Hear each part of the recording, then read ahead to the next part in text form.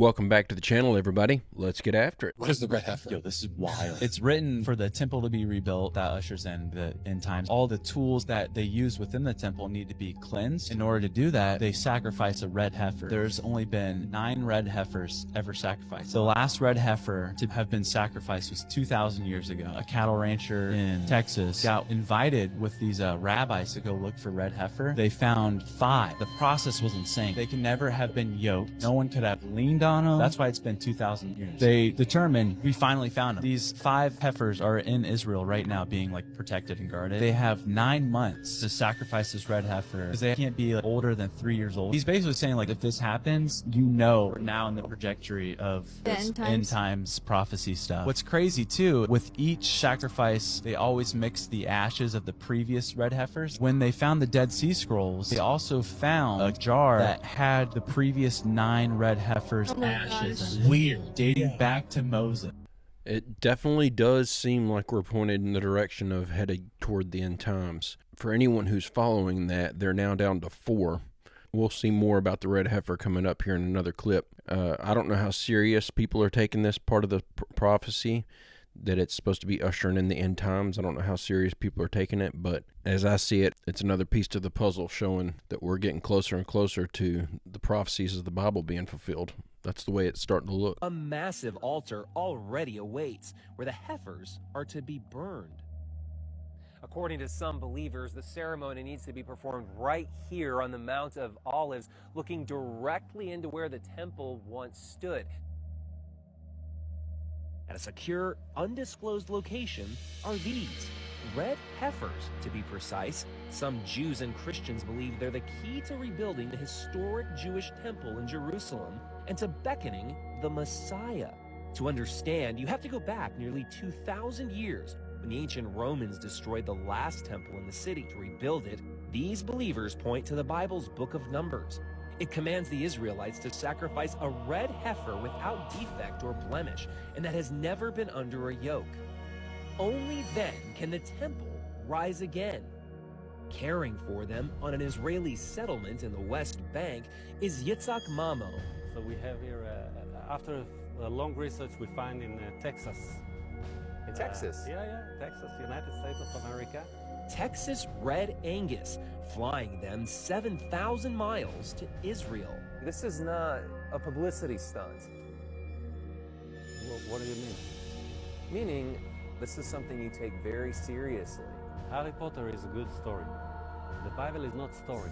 The Bible is a way of God to lead us. So it says that this is all in Numbers, which is an Old Testament book, if I'm remembering correctly, and I'm no Bible scholar by any stretch of the imagination. But aren't we living under New Testament times now? Aren't these rituals that they're trying to use to usher in the coming of the Messiah? I mean, he's already come. I don't know. It looks like looks like they're celebrating nothing to me. Again, I'm not a Christian. I'm not a religious person, and I'm no Bible scholar. So this is just the way that I'm looking at it. Look at all these houses in Florida allegedly painting their roof blue of all colors. Now I know you've seen that video of that big green laser straight down. Look, it's fake. It's fake. It's the same person who did the face by the moon, same person who did the old man. They're all fake. If you go to his page, it's a whole bunch of CGI videos he makes himself. Now, there was a real green laser scanning the area I'm about to show you. But first, let's look at what Biden said in general. Because if you fly over these areas that are burned to the ground, you'll see in the midst of 20 homes that are just totally destroyed, one home sitting there because it had the right roof on it. And anyway, since I took office, FEMA's provided Texas alone. That is pretty weird, isn't it? Now let's look at the news report of the real green laser. It's a plane flying low over people's homes, scanning the ground with that green laser. Welcome back, I'm Chris and Buddy. And I'm Lois Tomey. So what does this plane, what is it doing? Awake News anchor Annette Montgomery joins us in the studio. And Annette, what did you learn? Well, Chris and Lois, I learned who it's not after reaching out to everyone from the city of Cape Coral to the county, to the Florida Division of Emergency Management, to the South Florida Water District and Port Authority. Now, these low-flying planes with green lasers does not belong to them. One neighbor got so fed up, she purchased a flight radar to help narrow down the search for the owner. And besides that, with that original green laser video being fake that everyone's saying was in Texas, you know, it wouldn't have to be green. There's a lot of speculation about the colors. I'm about to show you a video real quick where allegedly a laser specialist says that the infrared laser is actually the most dangerous and you can't even see it in the first place. Ooh, look at all those awesome laser beams. Do you know which one's the strongest? If you guess the green one, you're wrong. I'm sorry, that's actually a trick question. It's actually the invisible one. That's an infrared laser. Pretty crazy, right? It was pretty crazy, that infrared laser. Now, these green lasers, I feel like I remember seeing on YouTube, those were explained. I believe it was in a news report that I was watching on YouTube. They were talking about they were scanning the ground for some military exercise, and they were actually doing it at night because doing it during the day in this specific area was going to interrupt flight patterns. But they actually continued on to do it in other areas during the daytime after saying what they were doing. So there's no big mystery to those green lasers specifically. The blue roof, however, highly suspicious, and seems like Biden had a major slip up right there, didn't it? Hey, if you're enjoying this video, I make a new one just like it every single day. It would be awesome if you'd hit that subscribe button and come back tomorrow to join me. Yep, banger today. This man, William Durrell, made that mechanical vortex sculpture and unknowingly explained the 4D internet of the ancient world. So even though these little vortex guys are constantly spinning, they never get tangled. They also always meet at that center point. This is a characteristic of vortexes. Vortex-I. This is a rope tornado. I used to live in Kansas, and if you're from Kansas, you go outside and you watch these. I'm tired of saying vortexes, so I'm going to call it the tex. It does not matter the path that the tex takes. It will always end up at its corresponding end point. Now watch the stick. As soon as it gets aligned, it just goes straight down to the destination. Really, really fast. Now imagine the spherical ball of the Earth surrounded by a dodecahedron. That means there's 12 faces facing the Earth. In those windows are the constellations. So if we put an antenna on the ground, we could line things up to a star. Now if you follow me, you know why we chose the dodecahedron, because it contains phi. Phi is the most efficient vortex shape that you can make. Every side on the dodecahedron has phi encoded on it through the pentagram. This is nature's shape of choice because it's the most efficient. Pyramids. If you do a quick search online, you'll see that this happens quite frequently at a bunch of ancient sites all over the world, and people love recording it. Now this is actually not really that shocking because the aerodynamics of pyramids inherently create vortexes. They're the shape of a vortex. So we know that the wind is just visually showing us what pyramids actually do when you put electricity through them. So if we know that it does all this, what is the reason why we would point a pyramid at a constellation or a star in the sky? I need an answer. If you want answers, take your thumb and smack that link there as hard as you possibly can. It will take you here and it will show you where you can get this book. I wrote it. You can also get the digital ones immediately. I wrote it for those who are just getting into esoterics and would like to explore more. It's the best place to start, in my opinion. I decided to leave the end of that guy's clip in and go ahead and advertise his book because we've benefited from many of his clips on here. So hopefully if any of you are interested in that, you will be able to find the link just from the video because I don't have it. That's something interesting that I've never seen before about pyramids. And it looks like he shows some actual like infrared images that showed the wind, the patterns that the wind takes coming off the top of the pyramids, which was very fascinating. You know, I've for a long time thought that the pyramids were some sort of an energy generating device. And then we heard a new theory the other day that they were actually used to mark a location so that whenever the Anunnaki or whoever built them would fly into the planet, they would actually be able to quickly mark the location of where they were headed and may beam out something, some sort of energy or something like that they could pick up on to help them reach their location faster, which in a sense makes sense. But now watching this, I'm just more confused. One of the things I discovered, you heard in that last montage, I want to play it again just so there's no question as to what the astronauts were talking about. This was when they were off mic or off comm, they weren't on TV. But this is what the astronauts were discussing on a hot mic, and they had no idea they were being recorded. Listen to this. Is Buzz holding your cue cards for you, over? Cue cards have a no. We have no intention of competing with the professionals, believe me. Yeah, Ron's getting to be known as the silent Capcom. That's the best kind, Bruce. Okay. Only problem, Charlie, is these TV stagehands don't know where they stand. Well, he doesn't really have a union card there. We can't really complain too much, I guess. The restraints in here do a pretty good job of pulling my pants down. The restraints, they talk about restraints that are pulling his pants down. They talk about stage hands that are standing there with cue cards. Yeah, and we're not going to compete with the professionals. Right. Yeah, if you believe that that we walked on the moon when they say that we did, I wouldn't put it past them to have had another secret mission to the moon and have actually been there before.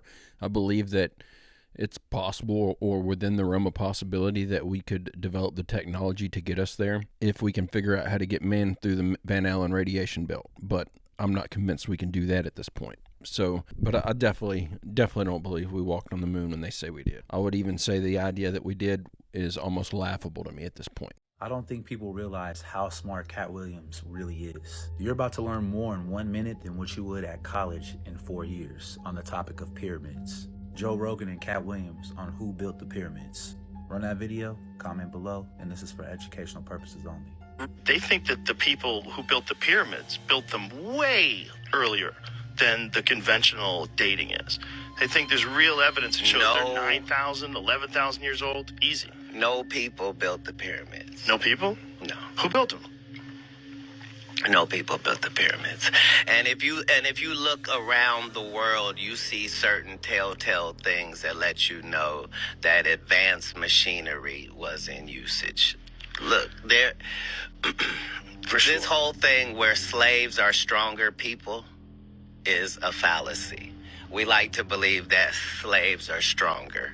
Slaves are weaker because they don't eat the right food and they live a terrible life. Your slave population is not smarter and better condition unless you're enslaving the Jews. They stopped thinking that quite a while ago. They think it was actually skilled labor because of the way they were eating. They found what their camps were, where their food was. They ate like very good food. So they think they were actually skilled labor, but also probably forced skilled labor. But that's probably not the people who built it. That's probably the people that were working on it. That's probably the people that worked in the village or in the city. How many companies have done renovations on the White House? None of them have done enough renovation that they can claim it's their White House. So, yes, thousands of years worth of people were there. But that doesn't have anything to do with the building of it. Who do you think built it? Well, understand, we know enough now to understand that this was a complex. This was not... right. We've been led to believe that this is how much they worshipped their dead bodies. Right.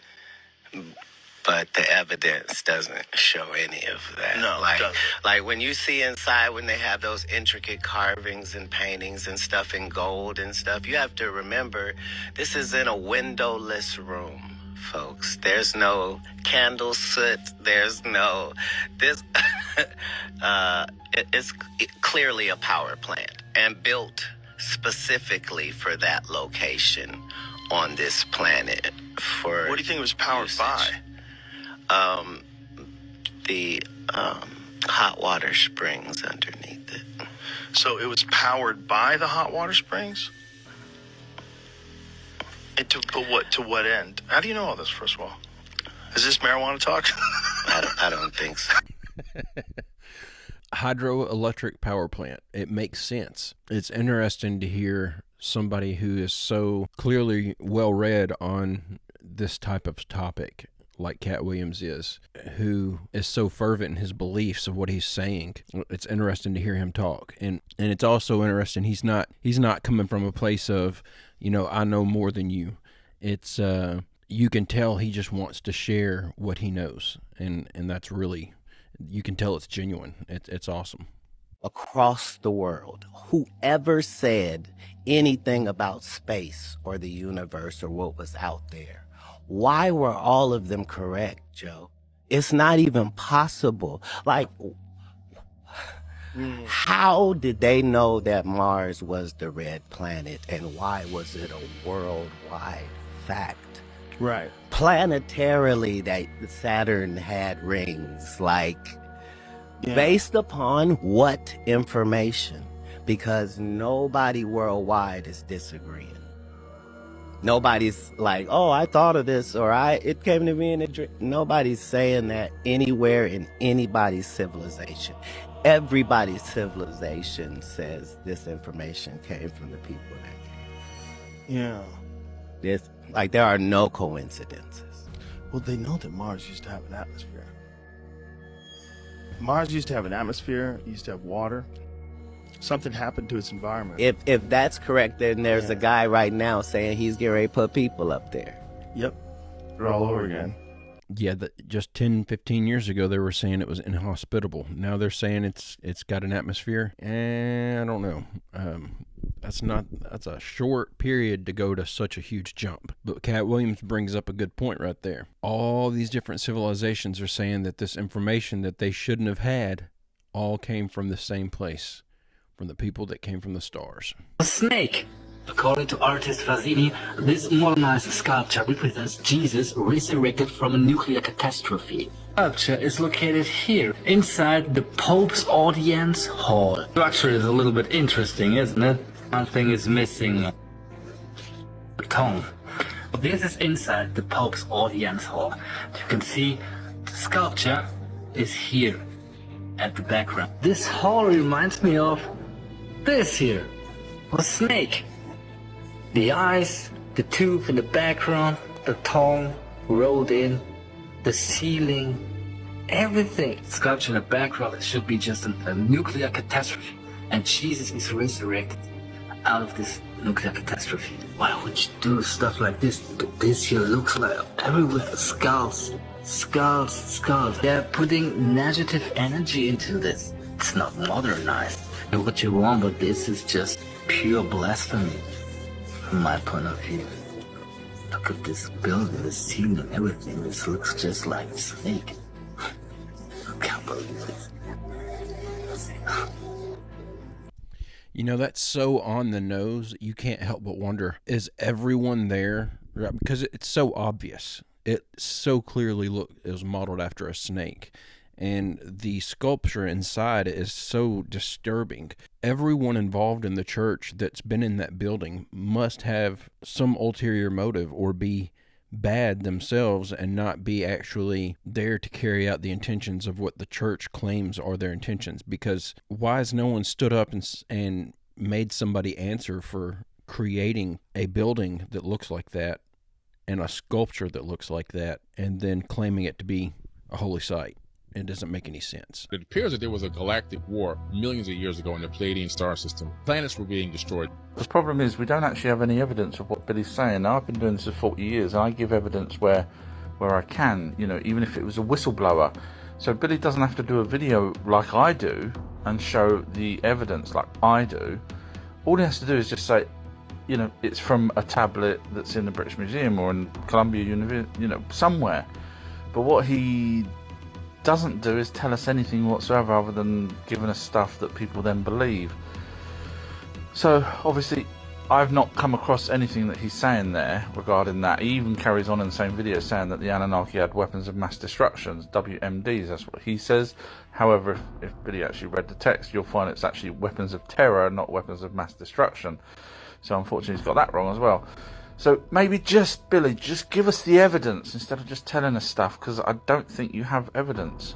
I put this in here by viewer request because we've got a few viewers who are really not Billy Carson fans. They wanted me to show some dissenting points of view in regards to him specifically, and so that's why I put this in here, just as a little bit of a start of a call out on him. I'm actually going through his Emerald Tablets book. I've stopped reading it about halfway through because I've noticed there's a lot of wild claims in there without a lot to back it up. I'll just leave it at that, and we'll discuss further amongst other videos. In the book of Enoch, it says the giants were 3,000 ells tall. 1 ell is about just less than half a meter. that means it would make the giants 1.5 kilometers or just less than 1 mile tall. And some of you may have seen the new discoveries of the giant trees that we seem to have lost around the world that were somehow chopped down. I now believe that many of those trees were accompanied by giants as well, and we have lots of remains of giants. All of us have monoatomic elements floating around in our bodies. Monoatomic gold. We're actually rich in monoatomic gold, but the technology we have cannot detect the monoatomic gold in the form that it is in our bodies. We don't have that technology. When we die, that monoatomic gold congeals and becomes diatomic gold, becomes gold. So there's gold in our bodies when we die. Not a lot. They are, a little bit. But when you're a giant, that changes. And it is quite possible that this might be a real giant heart of a giant 150 meters tall. And it just so happens that this, what I recently only saw as a rock that was strategically placed just beneath that giant footprint. This is a rock that's like a marker stone that's been placed there, very strategically, put upright and propped up with other rocks. And you see that little round thing there? That could be where the aorta came in. You can even see the little thing moving away from it. When you start looking at mud fossils and fossilized bones, things change quite dramatically. It's a complete metamorphosis and a change in mineralogy that happens during mud fossilization. It is a subject that not too many people know too much about. And I've started studying intensely over the last 6 months. And I'll come back to this when we look at the fossils. So I'm thinking, and we have some channelings and some shamanic readings and so forth that suggest that the Anunnaki may have been following the route of the giants and actually mining the leftovers and the remains, fossilized remains of the giants, and extracting the gold from the fossilized remains of the giants that were 1 mile tall, knowing that there'd be concentration of gold, especially in their feet and their legs, from the knees down. From the knees down, especially if the giant died while it was standing up, then the gold would then filter down into the lower parts of the limbs. There's a close-up shot of what could be the aorta. How old are the ruins? Let's go back to the ruins to put this all into context. By now you should know that the ancient sites are much older than we can imagine, and many of the ancient sites, including this famous one, have been messed with. Most of you should know by now that Stonehenge was completely reconstructed in 1953-54, and it did not look like it does. 1 hour? Thank you. It did not look the way it looks today, before 1954. What you find when you start looking at the stones at Stonehenge is these like cracks, and geology won't lie to us. My mother would lie to me, probably, my dad may, your friends will lie to you, your teachers will most certainly lie to you, and so forth, and governments will definitely lie to us. But the geology doesn't lie to us, because when you look at that crack in that stone, it tells you a story, and the erosion around that crack tells us that that crack has been there for quite a while, because this is sarsen stone. Sarsen is one of the hardest stones we can find. And for that crack in that lintel to have developed so much erosion around it tells us that that crack must have developed a long time ago. So whoever built Stonehenge would not have put that lintel there with a crack in it. I have to assume that they would have used a newly cut and a whole stone. And so after Stonehenge was constructed, the crack happened and that it eroded. And so we realize that it's a lot older, and I believe that Stonehenge is way more than 1 million years old, because if you look at that stone lying flat over there, that stone fell down and broke. You can see that break has got rounded edges around it. I mean, for a clear break in a rock to develop rounded edges like that, it's not just going to take a few thousand years. We're dealing with hundreds of thousands, if not millions of years. So I don't know what's going on here, but we certainly, all these guys are saying, oh, new discovery shows that Stonehenge is now 7,500 BC. Wow, 7,500 BS, yes. Okay, so the first part of that, where he's talking about the giants, I actually like that theory. It's hard for me to put any faith into it as being what actually took place, but I like it because it adds another piece to the puzzle of what happened. And there is no theory that I've heard that satisfies me as to why the Anunnaki would come here and mine for gold, or how they knew that this gold was here.